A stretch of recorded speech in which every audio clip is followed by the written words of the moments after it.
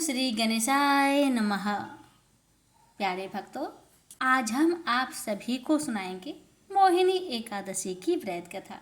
प्यारे भक्तों, सर्वप्रथम हम विघ्नहर्ता मंगल मूर्ति श्री गणेश जी का स्मरण करते हैं, जिनका आशीर्वाद हर शुभ कार्य की शुरुआत में आवश्यक होता है। आज हम एकादशी व्रत की पावन कथाओं की श्रृंखला शुरू करने जा रहे हैं, जिसकी शुरुआत हम गणपति बप्पा की एक प्रेरणादायक कथा से करेंगे। गणेश जी की यह कथा न केवल हमें श्रद्धा से जोड़ती है, बल्कि व्रत के महत्व और नियमों को भी गहराई से समझने में सहायक होती है। तो आइए भक्तों, पहले श्री गणेश जी की कथा सुनते हैं और फिर जानेंगे एकादशी व्रत की अद्भुत पौराणिक कथाएं। बोलिए जय श्री गणेश। एक सास बहू थी। सास उसकी बहू को खाना नहीं देती थी। बहू रोज नदी पर जाती तो जाते समय घर से आटा ले जाती। नदी के पानी से आटा गूंथती। गणेश जी भगवान के मंदिर के दीपक से घी लेती। भोग में से गुड़ लेती। पास के शमशान में बाटी सेकती। बाटी में घी गुड़ मिलाकर चूरमा बनाती और गणेश जी भगवान के भोग लगाकर खुद जीम लेती। ऐसा करते बहुत दिन हो गए। यह देखकर गणेश जी भगवान को बहुत आश्चर्य हुआ और उन्होंने अपने नाक पर उंगली रख ली। बहू तो घर आ गई, परंतु जब दूसरे दिन मंदिर के पट खुले तो लोगों ने देखा गणेश जी भगवान की नाक पर उंगली है, तो मंदिर में भीड़ एकत्रित हो गई। गांव के लोगों ने हवन पूजा की, पर गणेश जी भगवान ने उंगली नहीं उतारी। तब सारे गांव में कहलवा दिया कि जो कोई गणेश जी भगवान के नाक से उंगली हटावेगा उसे राजा जी सम्मानित करेंगे। बहू ने सास से कहा, सासू जी मैं कोशिश करूंगी। तब सास बोली, इतने बड़े बड़े पंडित विद्वान कोशिश कर लिए, तू क्या करेगी? सब लोग मंदिर के बाहर एकत्रित हो गए। बहू घूंघट निकालकर अंदर गई, पर्दा लगाया। लोग गणेश जी से हाथ जोड़कर बोले, हे विघ्नहर्ता, मेरे घर से आटा लाती, लोगों को चढ़ाया, घी गुड़ लेती, शमशान में बाटी सेकती, उससे आपको क्या आपत्ति हुई? आपको मुंह से उंगली हटानी पड़ेगी। गणेश जी ने सोचा, इसकी बात तो माननी पड़ेगी। इसने पहले मेरे भोग लगाया, यह तो मेरी भक्त है। गणेश जी भगवान ने उंगली हटा ली और बहू को आशीर्वाद दिया कि इस गांव में सभी प्रेम से रहेंगे। बहू मंदिर से बाहर आई। सब गांव वालों ने कहा, बहू तूने उंगली कैसे हटवाई? तू तो जादूगरनी है। तब बहू ने सारी बात गांव वालों को बताई कि मेरी सास मुझे खाना नहीं देती थी। तब मैं घर से आटा लाकर नदी के पास पानी से आटा लगाकर बाटी बनाकर शमशान में सेककर गणेश जी के दीपक से घी, प्रसाद में से गुड़ चुराकर गणेश जी की भोग लगाकर खुद खा लेती। इसलिए गणेश जी को आश्चर्य हुआ और उन्होंने नाक पर उंगली रख ली और मेरी प्रार्थना पर उंगली हटा ली और मुझे वरदान दिया कि अब से इस गांव में सब प्रेम से रहेंगे। हे गणेश जी भगवान, जैसे बहू का मान बढ़ाया, वैसे जो भक्त आपकी इस कथा को बड़े ही श्रद्धा भाव से श्रवण करे, उन सबका मान बढ़ाना, रक्षा करना, घर में अन्य धन का भंडार भरना। प्रेम से बोलिए गणेश जी महाराज की जय। मोहिनी एकादशी की व्रत कथा। धर्मराज युधिष्ठिर कहने लगे कि हे कृष्ण, वैशाख महीने की शुक्ला पक्ष की एकादशी का क्या नाम है तथा उसकी कथा क्या है? इस व्रत की क्या विधि है? ये सब विस्तार पूर्वक बताइए। श्री कृष्ण भगवान कहने लगे कि हे धर्मराज, मैं आपसे एक कथा कहता हूँ, जिसे महर्षि वशिष्ठ ने श्री रामचंद्र जी से कही थी। एक समय श्री राम बोले कि हे गुरुदेव, कोई ऐसा व्रत बताइए जिससे समस्त पाप और दुख का नाश हो जाए। मैंने सीता जी के वियोग में बहुत दुख भोगे हैं। महर्षि वशिष्ठ बोले, हे राम, आपने बहुत सुंदर प्रश्न किया है। आपकी बुद्धि अत्यंत शुद्ध तथा पवित्र है। यद्यपि आपका नाम स्मरण करने से मनुष्य पवित्र और शुद्ध हो जाता है, तो भी लोकहित में यह प्रश्न अच्छा है।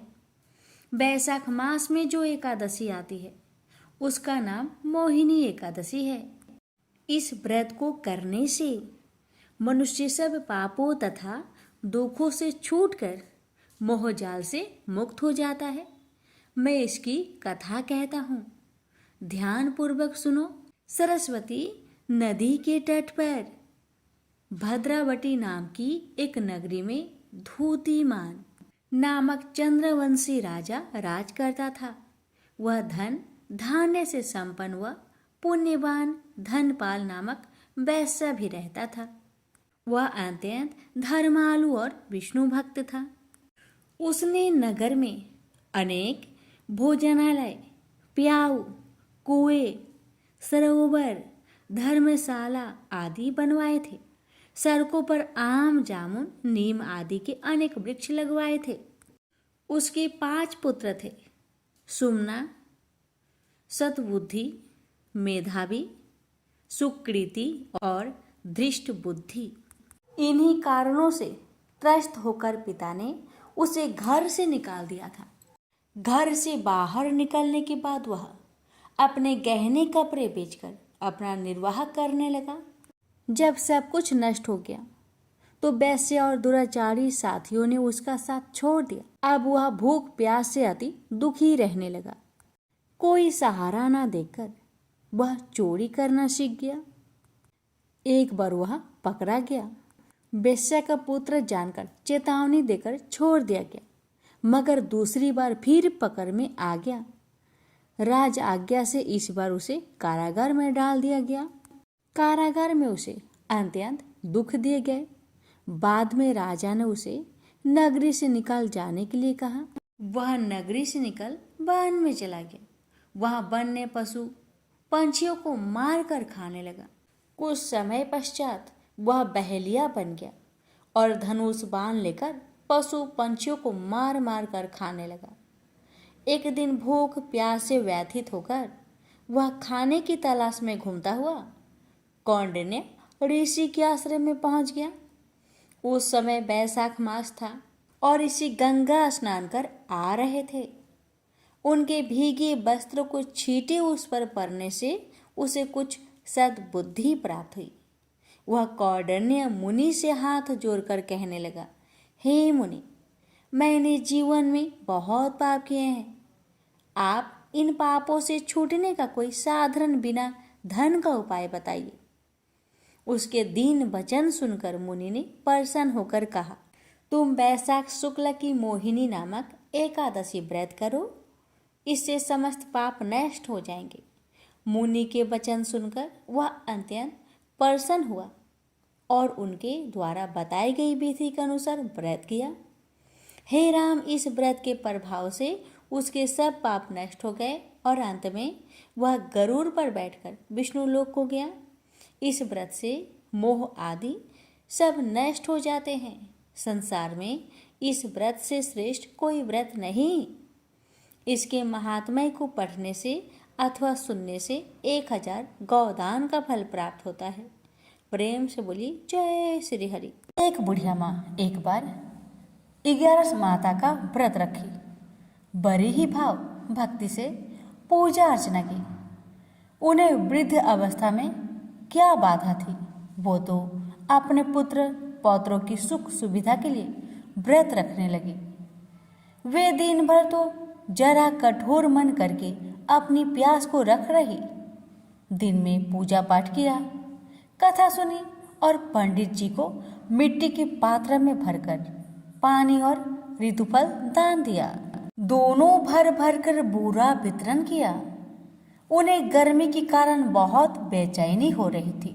इस कारण से बड़ी देर तक पानी में पड़ी रही और पानी की कुल्ला करती रही, मुंह धोती रही। तब कहीं थोड़ा बहुत धैर्य बंध पाया। धूप तो तेज पड़ रही थी, इस कारण बार बार मुंह सूख रहा था। बूढ़ी माँ बहुत बेचैन हो रही थी।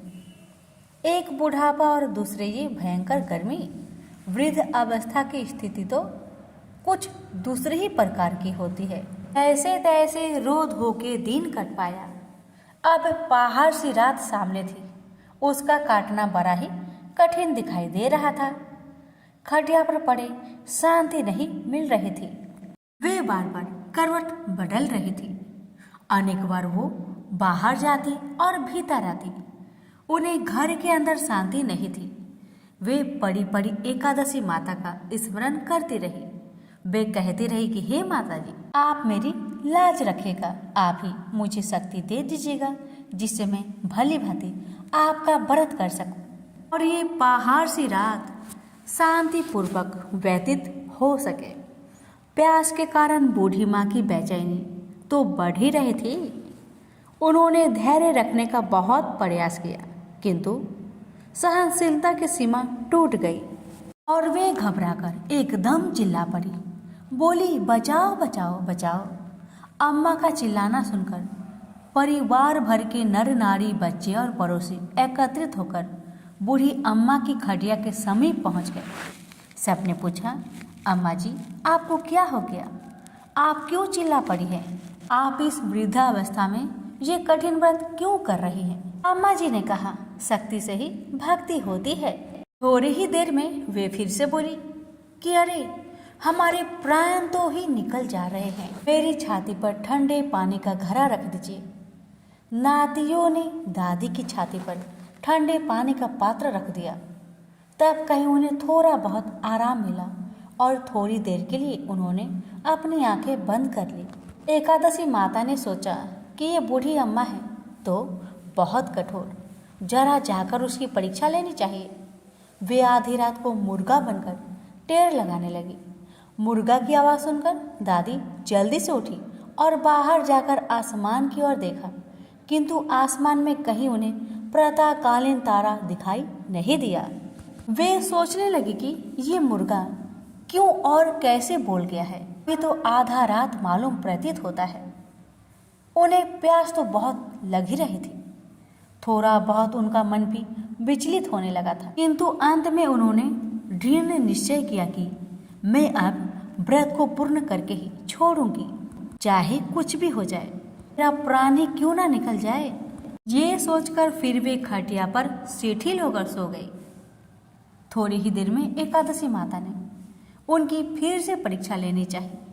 एक छोटी सी बालिका एक गिलास में शरबत लेकर उनके सिरहाने खड़ी हो गई और जोर से बोली, दादी जी, सवेरा हो गया, हाथ मुंह धोकर शरबत पी लीजिएगा। पहले तो शरबत का गिलास देखकर उनका मन ललचाने लगा, किंतु अचानक व्रत का स्मरण हो आया और उन्होंने सोचा कि मैं किसी भी प्रकार से अभी शरबत नहीं पी सकती हूँ, और वे शांतिपूर्वक अपनी खटिया पर लेट गई।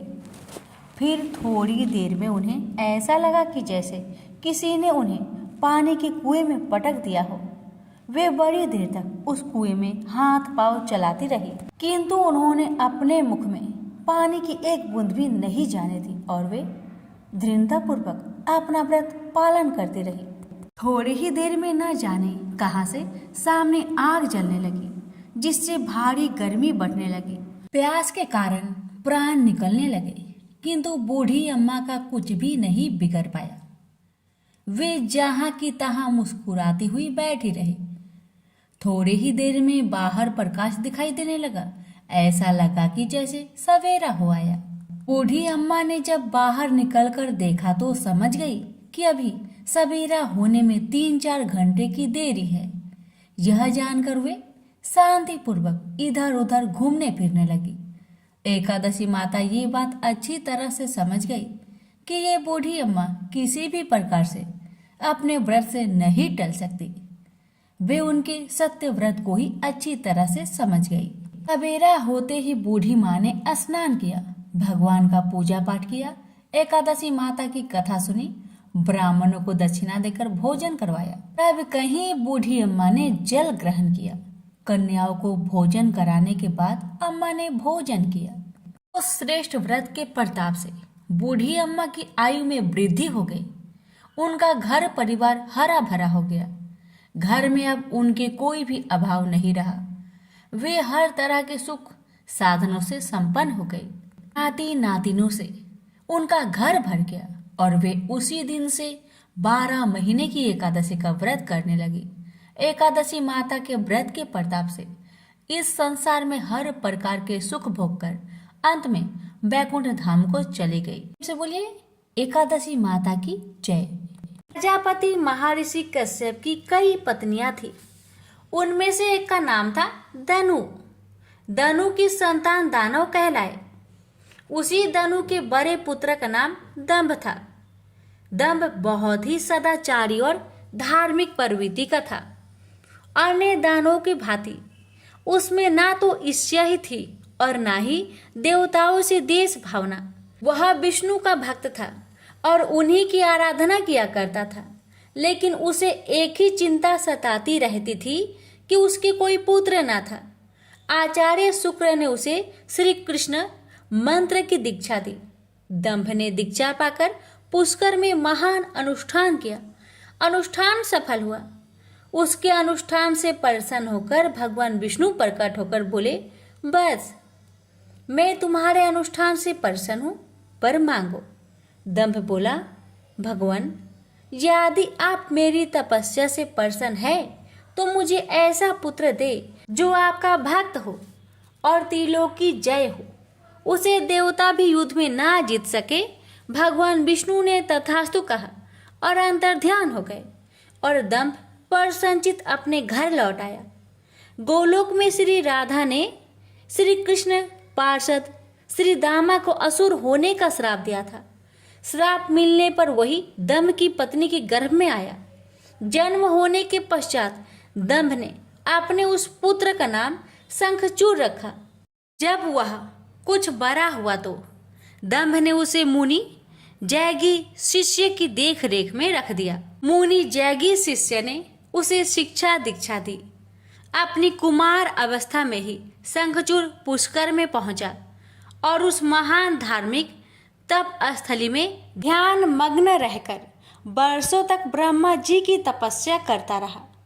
उसकी घोर तपस्या से प्रसन्न होकर ब्रह्मा जी प्रकट होकर बोले, वत्स मैं तुम्हारी तपस्या से प्रसन्न हूँ, वर मांगो। पितामह मुझे ऐसा वरदान दीजिए कि मुझे देवता पराजित ना कर सके। शंखचूड़ ने कहा। ब्रह्मा जी ने उसे ऐसा ही वरदान दिया और श्री कृष्ण कवच प्रदान करते हुए उसे आदेश दिया, शंखचूड़ तुम बद्रिका आश्रम चले जाओ। वहां तुम्हारा भाग्य का सितारा उदय होने की प्रतीक्षा कर रहा है। आदेश मानकर शंखचूड़ बद्रिका आश्रम पहुंचा। वहां महाराज धर्मध्वज की पुत्री तुलसी भी तपस्या कर रही थी। दोनों का आपस में परिचय हुआ और ब्रह्मा जी की इच्छा अनुसार दोनों का विवाह हो गया। अपनी पत्नी को लेकर शंखचूड़ पुनः दैत्यपुरी लौट गया। शुक्राचार्य ने उसे दानवों का आधिपति बना दिया। सिंहासन पर बैठते ही उसने अपना साम्राज्य बढ़ाने के लिए देवलोक पर चढ़ाई कर दी। ब्रह्मा जी के वरदान के कारण वह अजय हो चुका था। देवताओं को उसे हराने में कोई कठिनाई नहीं हुई। उसने अमरावती पर कब्जा जमा लिया। इंद्र अमरावती छोड़कर भाग निकले। देवता उसके डर से कंदराओं में जा छुपे। शंखचूड़ तीनों लोकों का शासक हो गया और सब लोकपालों का कार्य भी उसने संभाल लिया। उसने अपनी प्रजा की भलाई के लिए अनेक कार्य किए। प्रजा उससे बहुत प्रसन्न थी। सर्वत्र सुख और शांति थी, क्योंकि शंखचूड़ स्वयं भी कृष्ण भगवान का भक्त था। अतः उसकी प्रजा भी भगवान कृष्ण पर पूरी आस्था रखने लगी। उसके राज्य से अधर्म का नाश हो गया। प्रजा इंद्र और देवताओं को भूलने लगी। इससे देवताओं को बहुत क्षोभ हुआ। इंद्र पितामह ब्रह्मा के पास पहुंचकर बोले, पितामह आपने शंखचूर को अभय होने का वरदान देकर उसे निरंकुश बना दिया है। वह अमरावती पर कब्जा जमाए बैठा है। देवता डर डर की ठोकरें खा रहे हैं। हमें बताए हम क्या करें। पितामह बोले, सुरेंद्र, शंखचूर धार्मिक और रीति से अपना शासन चला रहा है। प्रजा उससे प्रसन्न है। उसके राज्य में प्रजा सुखी और संपन्न है। हमें उससे कोई शिकायत नहीं है। इंद्र बोले, यह सब तो ठीक है पितामह, लेकिन क्या हम यूं ही भटकते रहे? आखिर अमरावती है तो देवताओं की ही। पितामह बोले, अवश्य है, किंतु शंखचूर ने तुम्हें युद्ध में पराजित करके उसे प्राप्त किया है। उसने तुम्हारी प्रजा को भी कोई कष्ट नहीं पहुंचाया है। सिर्फ सिंहासनों का ही फेर बदल हुआ है ना। इंद्र बोला, लेकिन पितामह, हम आपकी संतानें हैं। क्या आप चाहेंगे कि आपकी संतानें यूं ही दर बदर भटकती रहे? कुछ उपाय कीजिए पितामह। पितामह बोले, मैं इसमें कुछ नहीं कर सकता देवेंद्र। जब तक शंखचूर के भाग्य में अमरावती का ऐश्वर्य भोगना है, वह भोगेगा ही। तुम भगवान विष्णु के पास चले जाओ, वे अवश्य ही कोई उपाय तुम्हें सुझा देंगे। वहां से निराश होकर इंद्र विष्णु भगवान के पास पहुंचे और उनकी स्तुति करने लगे और बोले, भगवान, देवता इस समय भारी संकट में हैं। ब्रह्मा जी ने अपनी असमर्था जाहिर करके मुझे आपके पास भेज दिया है। कुछ कीजिए प्रभु, अन्यथा संपूर्ण देव जाति ही नष्ट हो जाएगी। विष्णु भगवान बोले, पितामह का कहना ठीक है।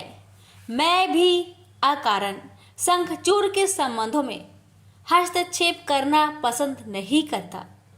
उसकी सारी प्रजा कृष्ण भक्त है और कृष्ण मेरा ही प्रति स्वरूप है। मैं अपने भक्त पर कष्ट होते नहीं देख सकता, लेकिन निराश होने की आवश्यकता नहीं। सुरराज, तुम भगवान शिव के पास चले जाओ और उन्हीं से कोई उपाय पूछो। वे अवश्य तुम्हारे कष्ट का निवारण कर देंगे। विष्णु भगवान की बात सुनकर इंद्र निराश भाव से बैकुंठ से निकल आए। अंत में वह भगवान शिव के पास कैलाश पर्वत न जाकर शिवलोक पहुंचे और भगवान शिव की स्तुति करके अपने आने का प्रयोजन बताया। भगवान शिव ने उसकी बात सुनी और उसे आश्वस्त किया। धैर्य रखो सुरराज, तुम्हारा सिंहासन तुम्हें अवश्य प्राप्त होगा। मैं गंधर्वराज चित्ररथ को अभी दूत बनाकर शंखचूर के पास रवाना करता हूँ। शिव के आदेश अनुसार गंधर्वराज चित्ररथ शंखचूर के राजधानी पहुंचा। उस समय शंखचूर अपने सिंहासन पर विराजमान था। चित्ररथ ने उसका अभिवादन करने के पश्चात अपने आने का कारण बताया। दैत्यराज, मैं गंधर्वराज चित्ररथ हूँ और भगवान शिव का एक संदेश लेकर आपके पास आया हूँ। यह सुनकर शंखचूर के चेहरे पर आश्चर्य झलक आया। शिव के दूत को सामने पाकर वह सिंहासन से उठकर बोला, मेरा अहो भाग्य है कि भगवान शिव ने मुझे किसी योग समझा। आप संदेश सुनाए। क्या संदेश भेजा है भगवान रुद्र ने? गंधर्वराज बोला, दैत्यराज, भगवान शिव का संदेश है कि तुम देवताओं का राज्य उन्हें वापस लौटा दो और उनके अधिकार उन्हें दे दो। भगवान शिव ने देवों को अभय होने का वचन दिया है। शंखचूर बोला, गंधर्वराज, भगवान शिव से मेरा प्रणाम कहना और उनसे कह देना कि शंखचूर के हृदय में आपके लिए बहुत ही ज्यादा श्रद्धा है, परंतु यदि उन्होंने इंद्र के बहकावे में आकर मुझे दंडित करने का निश्चय किया है तो मैं उनकी बात नहीं मानूंगा और उनसे भी युद्ध करने के लिए तैयार हो जाऊंगा। चित्ररथ वापस लौटा और उसने भगवान शंकर को शंखचूर का उत्तर सुनाया। यह सुनकर शिव क्रोधित हो गए और अपने गणों को युद्ध का आदेश दे दिया। उधर शंखचूर ने अपने पुत्र का अभिषेक कर उसे दानवाधिपति बना दिया और अपनी पत्नी से बोला, मैंने युद्ध स्वीकार कर लिया है देवी, ईश्वर करे युद्ध में हमारी विजय हो। अब मुझे अनुमति दो, मेरी सेनाएं तैयार है। शंखचूड़ अपनी सेनाओं लेकर युद्ध भूमि में जा पहुंचा। दोनों सेनाओं गोमतत्र पर्वत के समीप एक दूसरे के आमने सामने आ खड़ी हुई। भगवान शिव ने शंखचूड़ के पास एक बार फिर संदेश भेजा कि वह नादानी ना करे और युद्ध से दूर रहकर उनकी बात मान ले, किंतु शंखचूड़ न माना और दोनों सेनाओं में घनघोर युद्ध छिड़ गया। भगवान शिव और शंखचूड़ आमने सामने डट गए। दोनों में अनेक अस्त्र शस्त्रों से युद्ध होने लगा। फिर भगवान शिव ने जैसे ही शंखचूड़ का वध करने के लिए त्रिशूल उठाया तो आकाशवाणी हुई, देवाधिदेव आप प्रलयंकर है, सर्वसमर्थ है, किंतु आपको मर्यादा की रक्षा करनी चाहिए। श्रुति की मर्यादा को नष्ट ना करे। जब तक शंखचूड़ के पास हरि का कवच है और जब तक उसकी पतिव्रता पत्नी मौजूद है तब तक उस पर बुढ़ापा नहीं आ सकता और ना ही उसकी मृत्यु हो सकती है। आकाशवाणी के खत्म होते ही शिव का त्रिशूल अपने आप रुक गया। तभी भगवान विष्णु प्रकट हुए। शिव से बोले, भगवान आपने तो मुझे बड़े धर्म संकट में डाल दिया है। आप ही ने तो इंद्र को मेरे पास भेजा और जब मैंने उसे अभय करने के लिए युद्ध आरंभ किया तो अब आपका ही कवच आड़े आ रहा है। अब आप ही कोई उपाय सोचिए। विष्णु बोले, शंखचूड़ के श्राप का समय अब समाप्त होने ही वाला है। भगवान अब इसे असुर योनि से मुक्त करके गोलोक भेजना पड़ेगा। यह कृष्ण भक्त है और कृष्ण मेरा ही प्रति स्वरूप है, अतः इसे वापस गोलोक भेजना होगा। फिर विष्णु ने एक ब्राह्मण का वेश धारण किया और शंखचूड़ के पास पहुंचकर बोले, दानवराज मैं एक निर्धन ब्राह्मण हूँ, कुछ पाने की आस के लिए आपके पास आया हूँ।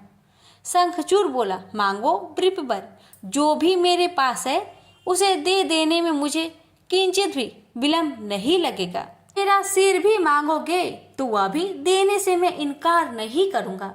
आप आदेश तो दो। ब्राह्मण भेषधारी विष्णु बोले, दैत्यराज मुझे आपका सिर नहीं आपका कवच चाहिए। बोलिए, देंगे अपना कवच। शंखचूड़ ने अपना कवच उतारकर ब्राह्मण भेषधारी विष्णु को सौंपते हुए कहा, अवश्य यदि भगवान कृष्ण की ऐसे ही इच्छा है तो ऐसा ही होगा। आप कवच ले जाइए। ब्राह्मण भेषधारी विष्णु कवच लेकर दैत्यपुरी पहुंचे। फिर उन्होंने शंखचूड़ का भेष धारण किया और राजमहल में जाकर शंखचूड़ की पत्नी तुलसी के पास पहुंचे। तुलसी ने उन्हें अपना पति ही समझा और उनका स्वागत किया। उस रात विष्णु शंखचूड़ के महल में ही ठहरे। अचानक ही पतिव्रता तुलसी को धोखे का आभास हुआ। वह चौंक कर बिस्तर से उठी, बोली, कौन है तू और मेरे साथ छल करने का तुम्हें साहस कैसे हुआ? जल्दी बोल, अन्यथा अपने पतिव्रत तेज से अभी भस्म करती हूँ। विष्णु अपने वास्तविक रूप में प्रकट हो गए। उन्होंने तुलसी को समझाते हुए कहा, सुनो जी, तुम्हारे पति का समय पूरा हुआ। एक श्राप के कारण ही उसे असुर योनि में आना पड़ा था।